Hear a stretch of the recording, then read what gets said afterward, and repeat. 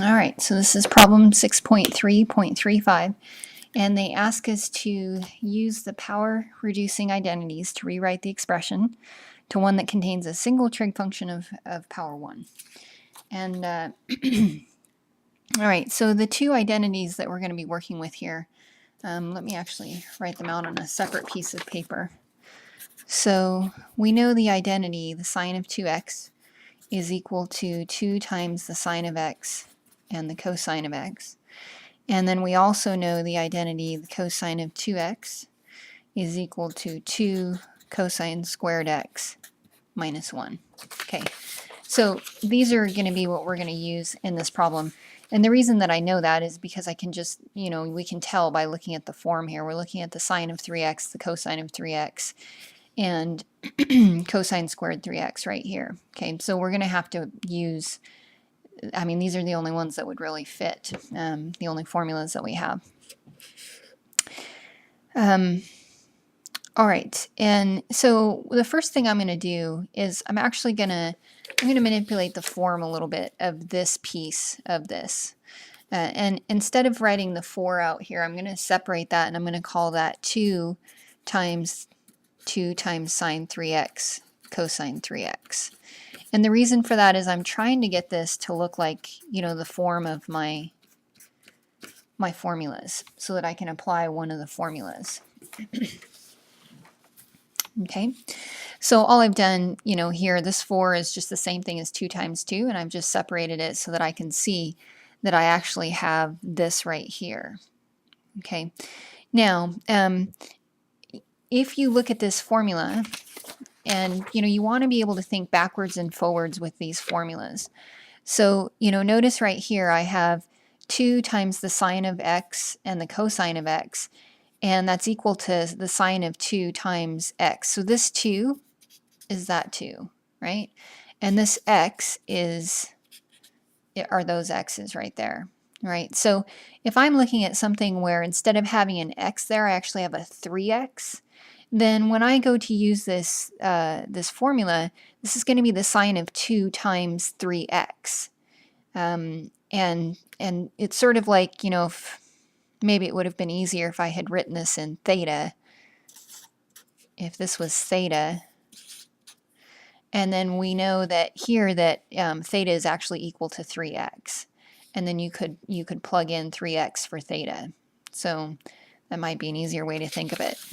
Okay, so this essentially becomes, we're going to have our 2 on the outside here. That's this 2, we're just bringing that along. And this piece right here is going to become the sine of 6x. Okay, and again, that's because, I fit, the form fits here. I've got 2 times the sine of something and the cosine of something. That's equal to the sine of 2 times that something.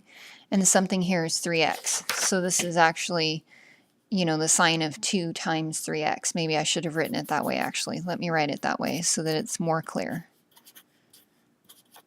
So that's really what we're looking at, okay, which becomes the sine of 6x. All right, so that's this first bit here. And then the second bit, I'll just put parentheses around that. The second bit here, we have 2 times cosine squared 3x and then minus 1. And I'm going to do, a very similar thing as to what we just did. So I'm going to actually rewrite this for you. Instead of having it in x, let's think about this formula in theta. Okay. So if I have the form 2 cosine squared times something minus 1, that's equal to the cosine of 2 times that something. So the something in our problem here is theta is actually equal to 3x. So that means if I want to convert it, I can plug in theta equals 3x right here.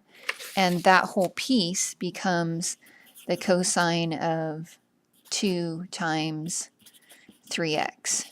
Okay, so again, just to show you that. So I'm really saying that theta here is actually equal to 3x. So when I plug that in, just to do that conversion, this is what I'm looking at. All right, so if we simplify that, we're really looking at 2 times the sine of 6x times the cosine of 6x. And I hope this form is familiar to you at this point, because you know, we've used it a lot. We've used it already in this problem, and you'll be using it all the time when in this chapter 6 stuff. But anyways, this again, this 2 sine 6x cosine 6x, that's the form that I'm hoping you're recognizing.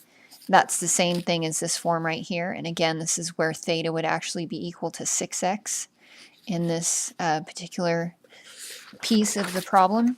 And so this then is equal to the sine of 2 times 6x, which is the sine of 12x. So this problem is kind of interesting because it does require you to think about these formulas and just about what it actually means to go backwards and forwards with an equal sign. A lot of times people will think of, you know, these formulas in this direction.